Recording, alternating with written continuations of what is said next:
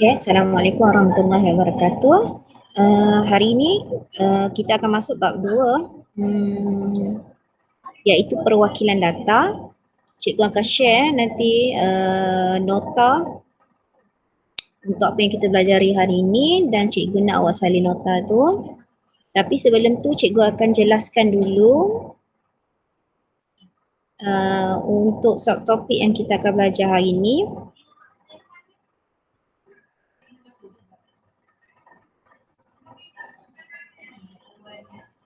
Okey, perwakilan data.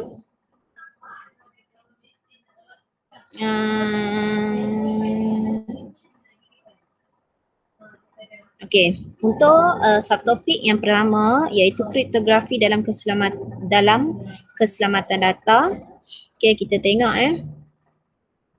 apa itu kriptografi? Okey, sebenarnya kriptografi ni adalah berasal daripada bahasa Yunani yang terdiri daripada dua suku kata iaitu kriptos dan graphin. Okey, ini asal perkataan dia daripada bahasa Yunani lah. Okey, kriptos bermaksud sembunyi manakala grafin bermaksud untuk tulis. Okey, jadi sebenarnya kriptografi ni adalah kita cuba untuk menyembunyikan maklumat yang nak disampaikan.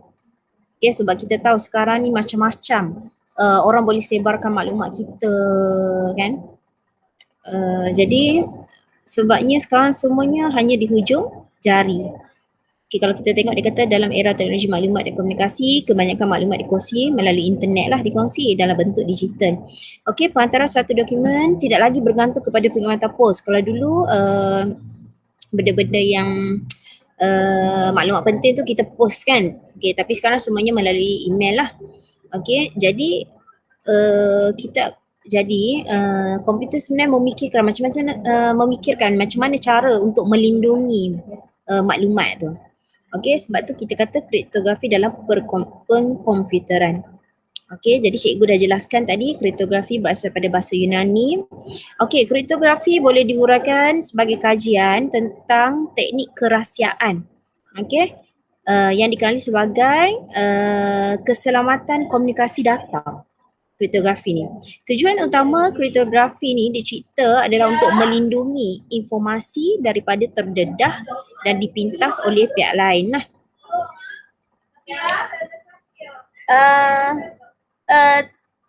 Ada kat surau. Okey, so pada zaman moden hari ini kita sangat bergantung kepada sistem komputeran digital. Maka situasi ini telah menyebabkan kebanyakan maklumat penting atau sulit individu, masyarakat dan negara disimpan dalam bentuk digital lah yang boleh diakses melalui laman sesawang. Jadi cara penyimpanan dalam bentuk digital ni telah membuka ruang untuk pencerobohan maklumat.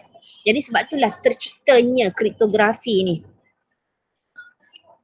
Kriptografi untuk dalam keselamatan data lah. Okey, jadi bagi mengatasi masalah pencerobohan maklumat, kriptografi telah menjadi satu keperluan besar untuk melindungi kepentingan maklumat dalam pengkomputeran. Okey.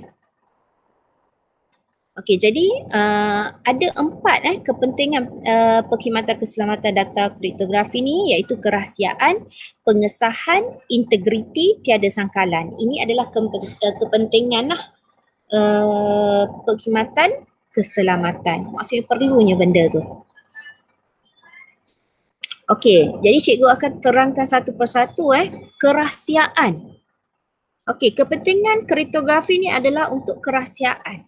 Iaitu dia merujuk kepada kesulitan suatu maklumat yang dihantar melalui rangkaian komputer yang perlu dilindungi supaya maklumat tersebut tidak diketahui oleh pihak lain selain penerima lah. Itu adalah kepentingan kriptografi ni. Maksud kita nak mengekalkan kerahsiaan.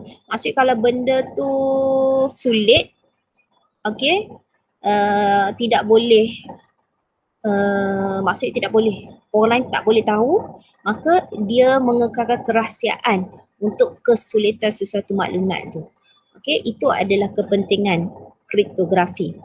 Okey, seterusnya kepentingan yang kedua untuk keselamatan data kriptografi ni adalah pengesahan. Okey, pengesahan ini pula berkaitan dengan pengenalpastian pihak-pihak yang terlibat dalam suatu komunikasi. Okey, maklumat atau data yang diterima perlu dikenal pasti agar maklumat dihantar oleh pihak yang disahkan. Maksudnya pengesahan ni kita nak tahu bahawa orang yang menerima email tu, sebab tu email tu dia mesti ada apa? Dia minta password kan. Kadang-kadang ada yang terlalu secure, dia akan minta ada nombor pulanya, dia hantar ke handphone, kita kena masukkan kod number tu baru kita boleh login. Ada yang jadi macam tu. Maksud dia nak sahkan betul ke pihak yang betul, maksudnya yang login email tu. Okay, sebab tu dia kata pengesahan. Jadi maklumat atau data diterima perlu dikenal pasti agar maklumat dihantar oleh pihak yang disahkan. Maksudnya tepat, memang betul orang tu dah sah orang tu, maka jadi berjayalah pengesahan ni. Contohnya nama pengguna dan kata laluan bagi perbankan internet hanya boleh diakses oleh pengguna yang sah sahaja. Okey, nampak kat situ kan?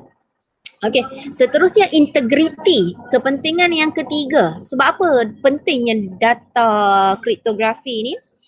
Kerana integriti, iaitu perkhidmatan keselamatan yang mengenal pasti sebarang perubahan terhadap maklumat atau data oleh pihak lain. Contohnya transaksi perbankan dalam talian menggunakan kriptografi bagi mengelakkan pihak lain melakukan perubahan sebarang maklumat dalam transaksi seperti jumlah wang, nombor akaun dan sebagainya. Jadi kita ada integriti kat situ.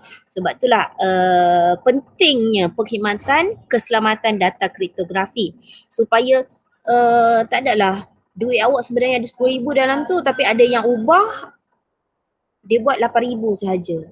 Okey, jadi sebab tu pentingnya keselamatan data kriptografi supaya adanya integriti